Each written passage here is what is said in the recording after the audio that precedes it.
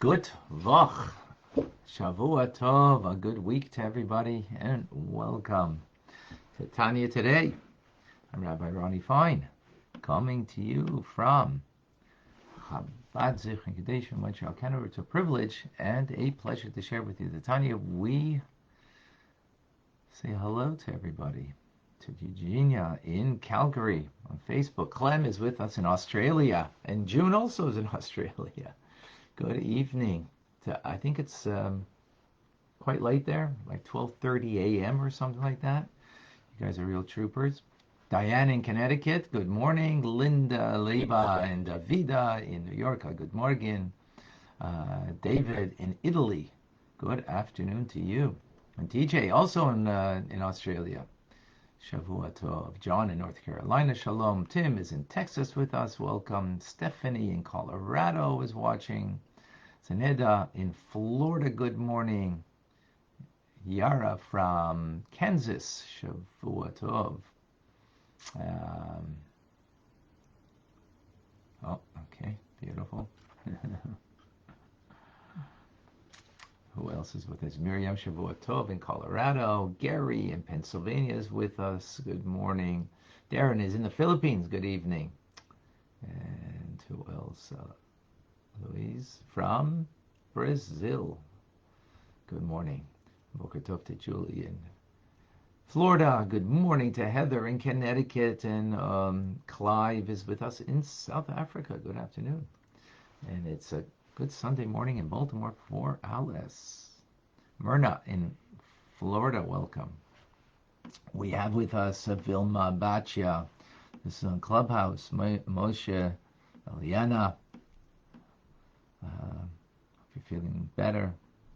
Jeffrey, David, Tim, Tenny, Luz, Kevin is with us, and Minya. Did I pronounce that right? Mini? I don't know if I pronounced it. And Yankee. Elias, welcome. We have also on Instagram, we have Avram, we have 1508, Yankee, Yenta Televenta, Alcoy in Peru. Okay, beautiful, beautiful.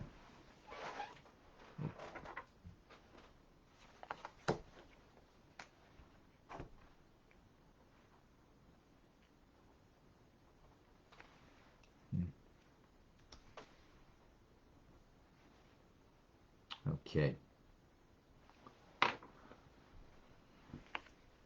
We conclude the 25th letter, a lengthy letter, very full of teichen, of content, important ideas. The idea of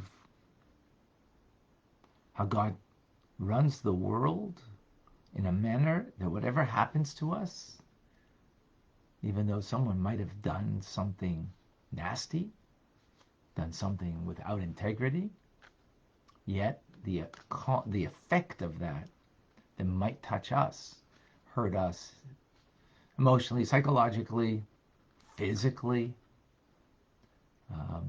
is divinely orchestrated. And therefore, our response, if we recognize it's divinely orchestrated, we wouldn't get angry at what happened to us. But we might get upset and even angry, like Moses, Moshe Rabbeinu did to the Jewish people when they lacked integrity. That's a different story. But that's a difficult thing today. We have to be careful with that. So the point is that there are not two forces in creation, even though we see a duality in many ways, light, dark, up, down, right? It seems to be, breathing in, out, inside, outside. Seems to be duality, and some people from there get a concept of that there's a duality in where you get your life force from. So, the Satan gave you,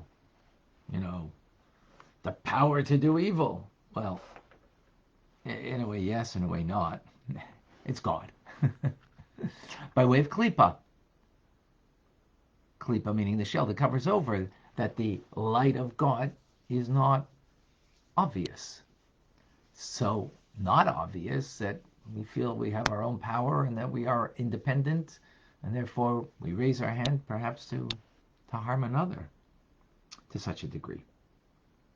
But the point is that the power of God, by way of klipa, yes, that the Shekhinah, the divine presence, is in exile within the power of the individual to do an ill act, but it is there.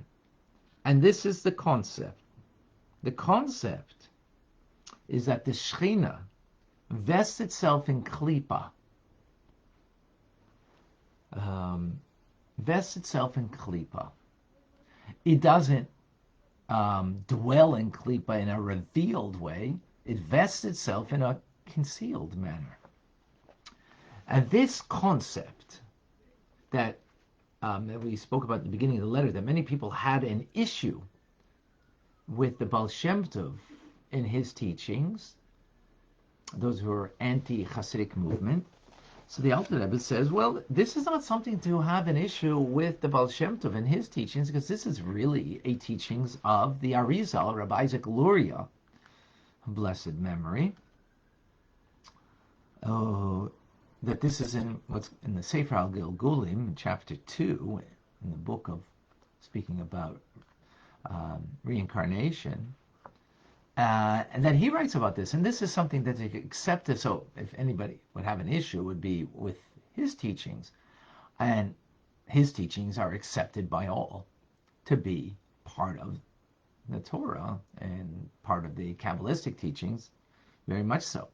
Now, one might say, well, maybe the teachings of the Arizal was only speaking about the spiritual klipos, right? But physical idolaters, that in them, or a physical person that is doing an act of evil, that it should be the Shekhinah, meaning the divine presence, as we call it, the Word of God, Malchus, right, as we've explained, that that should be vest itself in someone who acts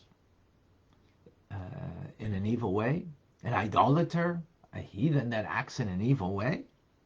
So Alter Rebbe says, well, I mean, you have even in the physical world of dust is also the Shekhinah is there, as the Arizal explains. You might want to make a difference between, the souls of evildoers, of heathens, idolaters, and so on.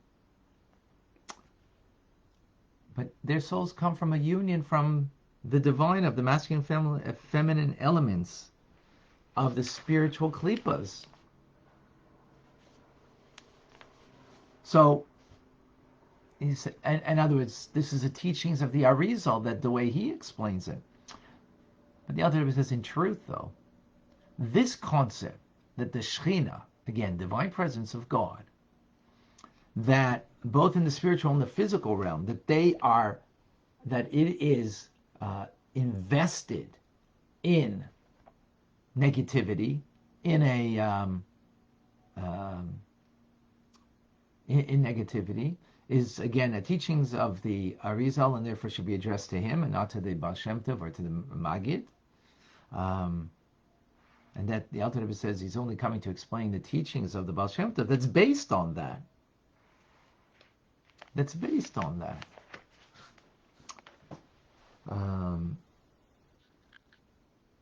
And he says, the truth is, think about it, that this concept of Shekhinah, divine presence, means God. Well, we believe this with the simplicity of what the verse says in the Torah. As it says in Jeremiah, Yirmiyahu, do I not fill the heavens and the earth, says God? The eye of God, meaning God himself, as opposed to the light of God, right? The Shekhinah, the divine presence, in other words. We believe that in perfect faith. And the verse in Torah does not depart from the simple meaning, the plain meaning. So it means God fills the world, and both in material and spiritually. This is a simple article of faith that everybody has walked, as the Alter Rebbe says, artlessly with God with this concept. Oh, now people are coming to try to examine this rationally and to understand. So the Alter Rebbe concludes and says, well, if someone is honest about this and real about this from that community that was fighting against the teachings of Baal Shem Tov, well, let them come and I will speak to them. Choose a representative who is capable of, has the capacity to understand the depth of this idea, and I will speak to them face to face to discuss this further, to make certain that this teaching should be understood. Just like there's other problematic teachings in Kabbalah that need to be understood, so likewise,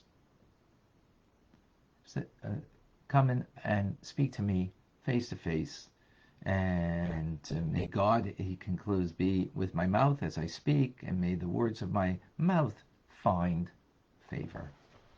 With that, the Alter Rebbe concludes